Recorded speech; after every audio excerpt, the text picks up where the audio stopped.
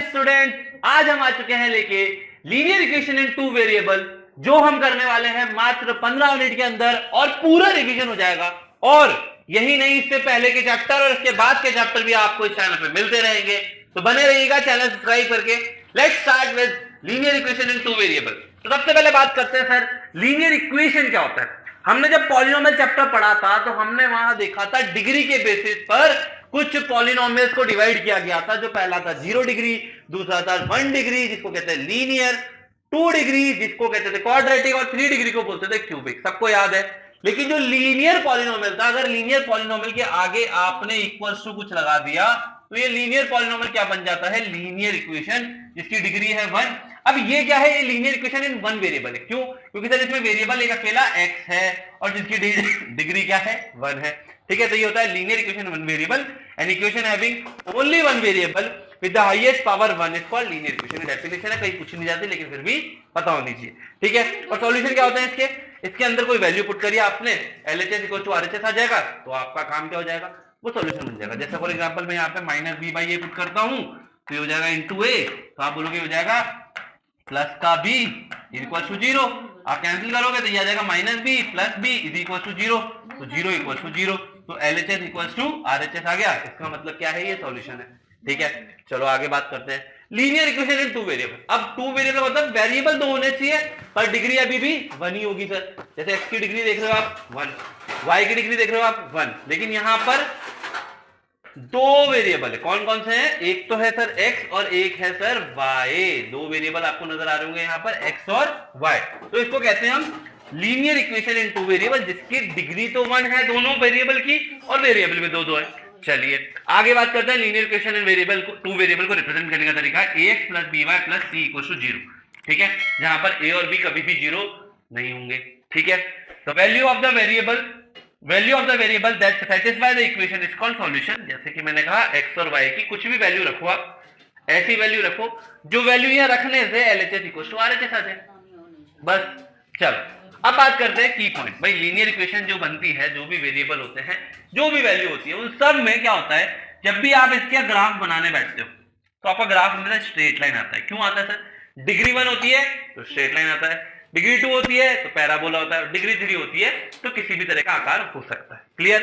चलो अब बात करते हैं कि हम किसी भी इक्वेशन को टू वेरिएबल में रिप्रेजेंट करना चाहते हैं। क्या करना चाहते हैं, टू वेरिएबल में रिप्रेजेंट करना चाहते हैं। कैसे करेंगे सर, तो आपको पहला वाला पार्ट दिया हुआ है x इक्वल टू -5। क्या करेंगे सर x इक्वल टू -5 अगर मैं कहूं तो x प्लस 5 हो जाएगा, है ना। अब यहाँ पे कोएफिशिएंट वन है, लेकिन इसको लिखने का तरीका क्या होगा, जब दो वेरिएबल में लिख रहे हैं तो आप बोलोगे 0, या फिर पहले लिखते हैं x plus 0y plus 5 is equal to 0। इस तरीके से आप इसको लिख सकते हैं।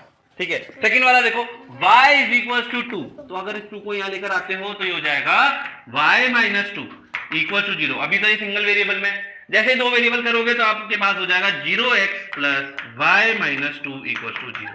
ठीक है, इसी तरीके से अगर आगे बात करते हैं 2x माइनस 3 तो ये हो जाएगा sir 2x plus 0y minus 3 equal to 0। ये आपकी इक्वेशन आएगी किस फॉर्म में, देखो फॉर्म याद रखना हमेशा, ax plus by plus c equal to 0 इस फॉर्म में आ गई है। ठीक है, चलो अब ये जो चौथा वाला है ये आप अपने आप ट्राई करेंगे, और ट्राई करके इसका आंसर जो है ना, आंसर क्या करेंगे सर, कमेंट सेक्शन में डालेंगे। ठीक है, कमेंट सेक्शन में सब आंसर डालेंगे ताकि मैं एक बार चेक कर लूं। ठीक है, चलो आगे चलते हैं, रिप्रेजेंटेशन एंड द सॉल्यूशन। सबसे पहले बात करते हैं सॉल्यूशन की। सॉल्यूशन क्या होता है सर, मान लीजिए आपको मैंने एक लीनियर इक्वेशन दी है वन वेरिएबल में x माइनस 1 इक्वल टू 2।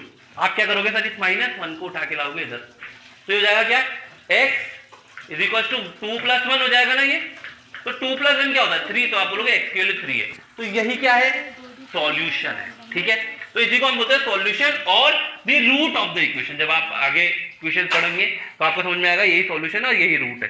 ठीक है, अब इसको रिप्रेजेंट कैसे करेंगे, मान लीजिए ये है x एक्सिस और यहाँ पर ये 3 कर, x इक्वल टू 3, यहाँ पे डॉट बना दिया।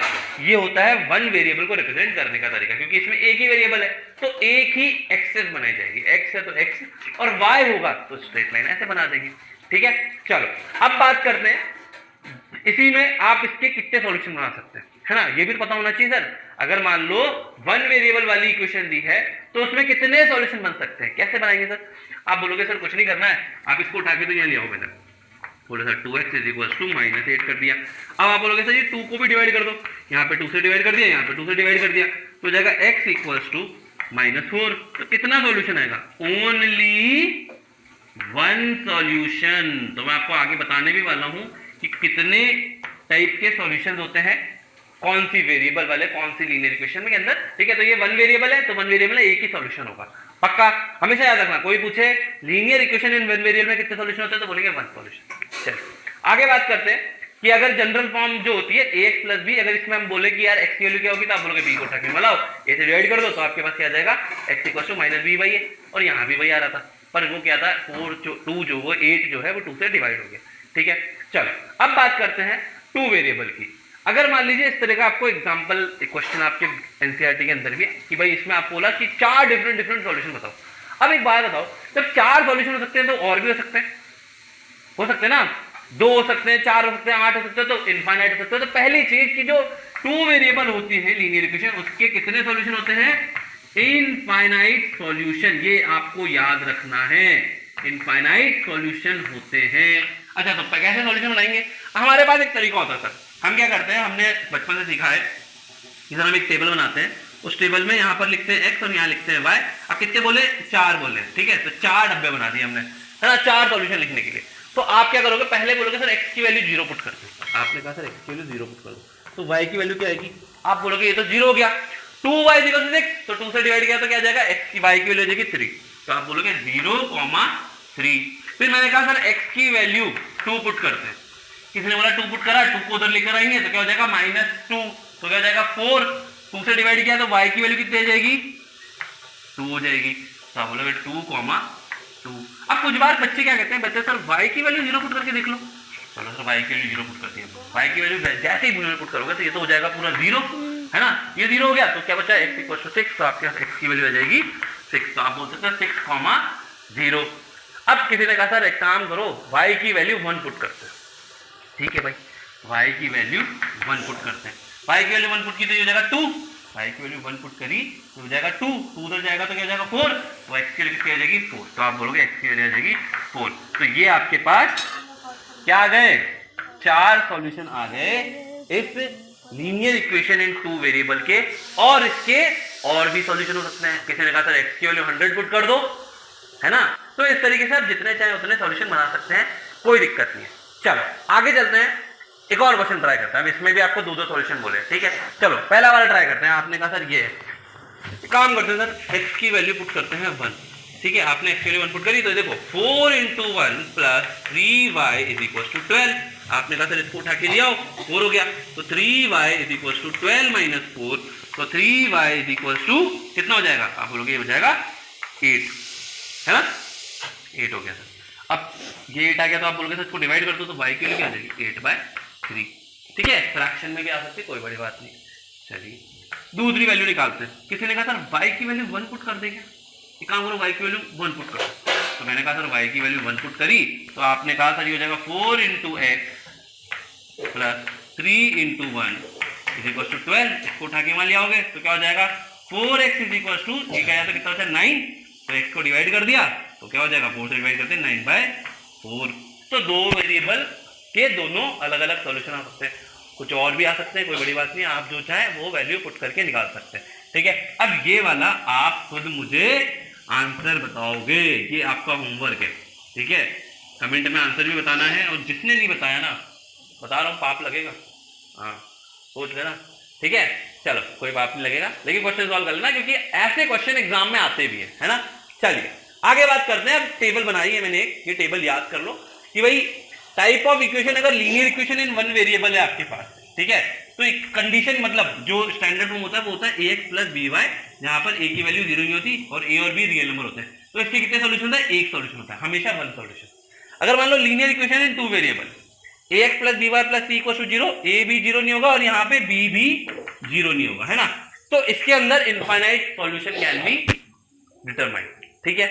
फिर अगर मैंने कहा लीनियर इक्वेशन इन 3 वेरिएबल, 3 तो है ही सर हमारे, लेकिन फिर भी याद कर लो, देखो 3 वेरिएबल हो ax + by + c z + d = 0, तो जहां पे ए बी सी दोनों तीनों जीरो नहीं होंगे तो यहाँ भी इनफाइनाइट ही सॉल्यूशन होंगे, ठीक है।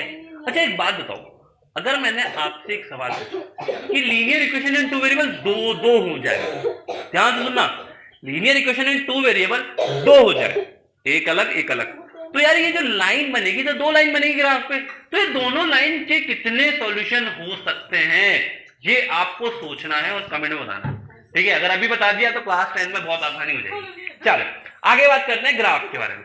अब यार इसके 4 सॉल्यूशन निकाल के ग्राफ बनाना है, तो कैसे करोगे? आपने कहा एक काम करते हैं, एक्स की वैल्यू पुट करते हैं यहाँ पे ना, वही टेबल बनाते हैं, सबसे बढ़िया काम है ना, बॉक्स बनाओ, और ये आप एग्जाम में भी कर सकते हैं, ठीक है, कोई दिक्कत नहीं। मैंने कहा सर एक्स की वैल्यू पहले 0 पुट करते हैं, 0 पुट करी तो y की वैल्यू कितनी आ जाएगी 7, ठीक है, 7 बहुत आगे कोई बात नहीं, लेकिन अपन ने बना लिया है ना, तो कर लेते हैं। फिर x की वैल्यू y के लिए 0 पुट कर दी किसी ने, y के लिए 0 पुट करी तो x की वैल्यू कितनी 3.5 आएगी, है ना, दूसरी वैल्यू करो। मैंने कहा x की वैल्यू 2 पुट कर दो, x की वैल्यू 2 पुट करी तो 2 2 जा 4 उधर जाएगा तो y की वैल्यू 3 आ जाएगी, है ना। तो अब मार्क करते हैं 0,7, यार ये कहीं यहाँ पर होगा, मान लो 0,7 यहाँ होगा थोड़ा ऊपर, ठीक है।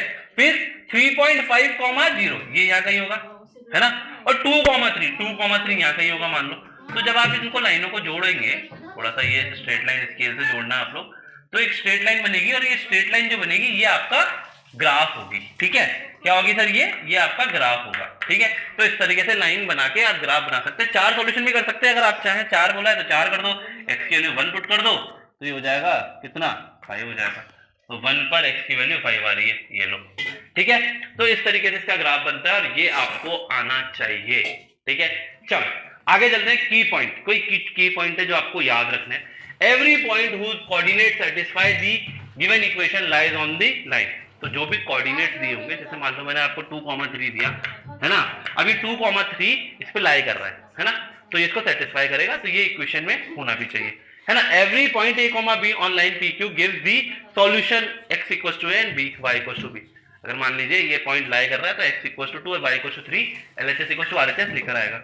Any point which does not lie on the PQ is not the solution of the given equation. अगर मान लो मैंने आपसे कहा यहाँ पर 4,8 या 4,5, आपने कहा 4,5 ये लाई कर रहा है, इसमें नहीं कर रहा, तो यहाँ पुट करोगे तो LHS इक्वल्स टू RHS आएगा, नहीं आएगा, ठीक है। ax plus by plus c equals to 0 is linear equation because it represents the straight line। तो straight line represent करता है, ये इसके अंदर फाइनल स्टेटमेंट है जो आपको याद है। क्लियर है सबको? चलिए, तो यहाँ पर ये चैप्टर खत्म होता है, लेकिन जो मैंने होमवर्क दिया है वो यार एक बार और सुन लो भाई। ये होमवर्क आप सभी के लिए, मैं चाहता हूँ कि हर कोई मुझे इसका आंसर दे। 2 क्वेश्चन मैंने होमवर्क में दिए है कि अगर मान लीजिए आपके 2 लाइनें a1x plus b1y plus c1 equal to 0 और a2x plus b2y plus c2 equal to 0। अब ये 2 क्वेश्चन है, तो 2 लाइन बनेगी ग्राफ पे, तो क्या क्या कंडीशन हो सकती है, लाइन किस तरीके से रिएक्ट करेगी, क्या क्या नेचर हो सकते हैं, ये आपको मुझे कमेंट में बताना, ठीक है। बता दोगे सब पक्का? चलिए, तो ऑल द बेस्ट, मिलते हैं नेक्स्ट लेक्चर में।